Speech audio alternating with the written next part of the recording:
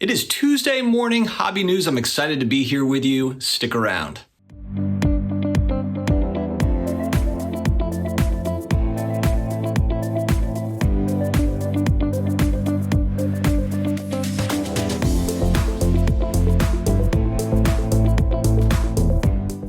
Hello to all my sports card collector, investor, all my collectibles friends. I hope that you guys are having an amazing week so far. It is Tuesday morning. It is our hobby news day. So we'll go through it. I do have kind of a shadow thing that I've been trying to mess around with the lighting. It's just there. Sorry guys, I'll get it fixed for that next video. But for right now, it's going to be a little dark on this side of my face. But hey, we'll get through it. We will survive it. Before we get into the news headlines, please hit that subscribe button, the like button, karate chop the notification bell, as my son and my daughter always like to tell me. And let's go ahead and dig right into this thing. Some really interesting news articles that came out this week. Actually, my wife had sent me this one. I thought it was interesting and wanted to share it. But there is a doctor in Florida that recently passed away that had a monster sports card collection, including some serious vintage baseball cards.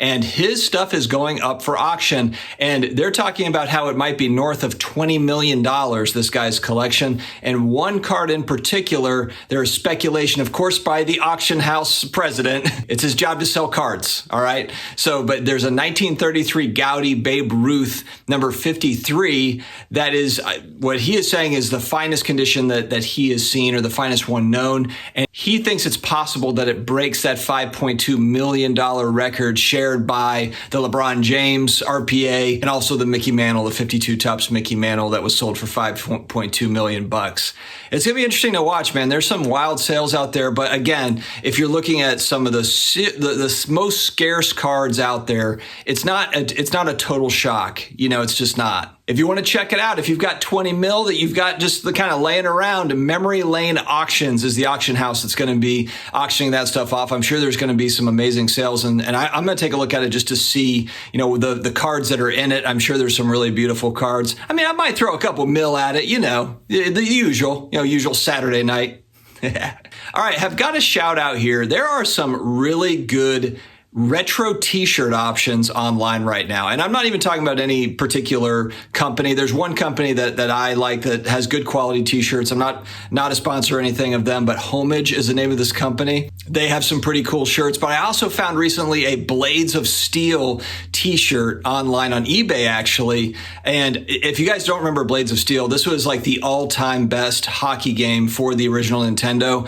I used to play with my buddies for hours, Blades of Steel. If you have not played it, you don't remember it, I would even think that even for my own kids, I'm going to have them check this out. We've got one of those mini Nintendos, but I need to find, maybe I just need to get an actual Nintendo Entertainment System and just get that game for it so that they can experience it, or maybe just so I can experience it again. Maybe it's more about me than about anything else. But anyway, Blades of Steel, if you guys remember that, I got a great just Blades of Steel t-shirt, and there's a bunch of stuff like that. The t-shirt game these days, the t-shirt options are fantastic, better than they've ever been. So I just wanted to share that.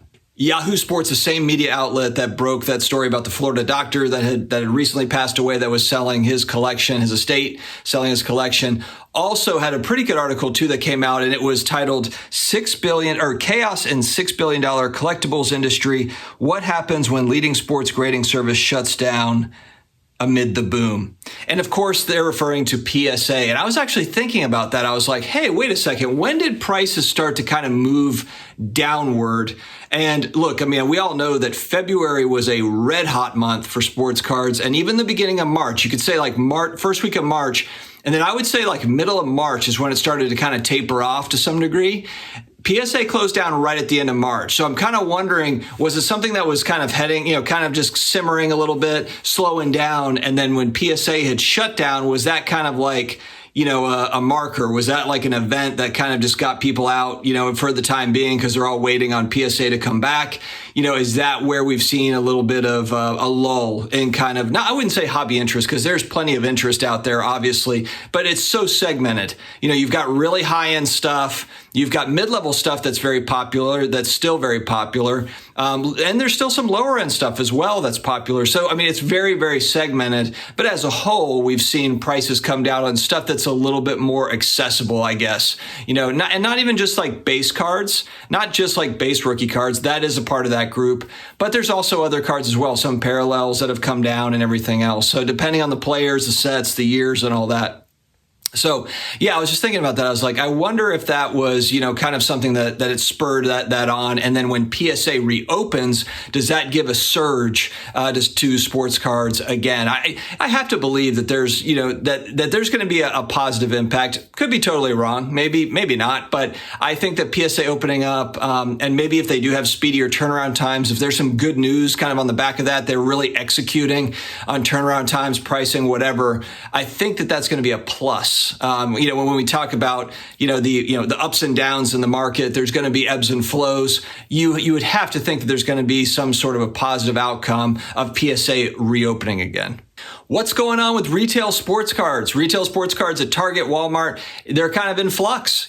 Target announced that they're going to temporarily kind of stop selling sports cards, Pokemon cards for the time being. We'll see how long it lasts. But in the meantime, how are people going to get cards outside of their local card shop? And maybe this is a good thing for local card shops, gives them, a little bit of a boon, if you will. But yeah, it's going to be really interesting. How are Target and maybe Walmart's just going to kind of keep doing their thing. I've seen some Walmarts that have stopped selling them and some that do. I've heard people say like, oh, I can get cards whenever I want at Walmart. And then some are like, my Walmart hasn't sold cards in 3 months. It's all over the place. So I think that'll be interesting to watch too. Are they going to move to an online format? Is that going to be permanent? How are they going to do it? How are they going to do the online piece? Are they going to have kind of a lottery system, a queue system, or is it going to be kind of a bot system where the bots are kind of eating it all up? That'll be fun to watch. And I think interesting is just to see, and is that going to be a permanent thing? Is it going to be a permanent thing that we just don't see lines out the door and people sleeping over in the parking lot to buy sports cards?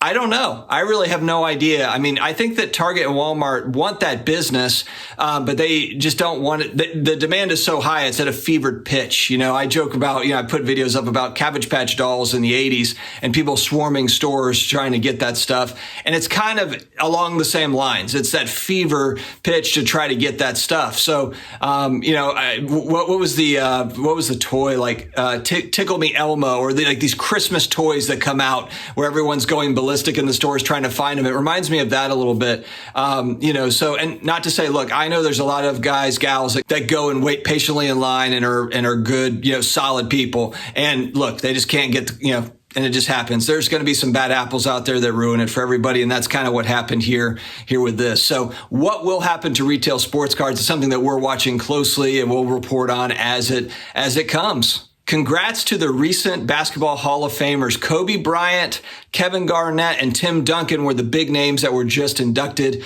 into the Hall of Fame. Of course, kind of bittersweet with Kobe's situation. Obviously, his wife Vanessa talked about him. It was cool. I watched about half of her speech during his induction. It's just kind of surreal even still that he, passed away so young. And, it just kind of, again, it kind of speaks to what we talk about on this channel, along with, other things. But, that positive message is kind of that life message of like, we don't know what tomorrow brings. We have there are no guarantees in life, period. And, there's a lot of people that pass away young and you just don't understand why it happens. It's just a part of life, and we've got to take every day and make it count, make every day count. Build a life to be proud of is really what I'm trying to do and what I want to do. I want to build a life that, look, I'm not perfect, never going to be perfect. It's never going to happen. But I want to look back and be like, you know what? I had to give it my best shot, and that's all I can do, and so I think that's what we talk about here. When I see things like that, where I see, Kobe Bryant and, people that just passed away too young, it's just a reminder. It's just like perspective. Got to keep perspective that, nothing is given and it can all be taken away in a second, and we have to just be thankful for what we have. So guys, I hope that you have an amazing week. I hope you have an amazing Tuesday. Thank you very much for joining me today, and I will see you again next time. Take care.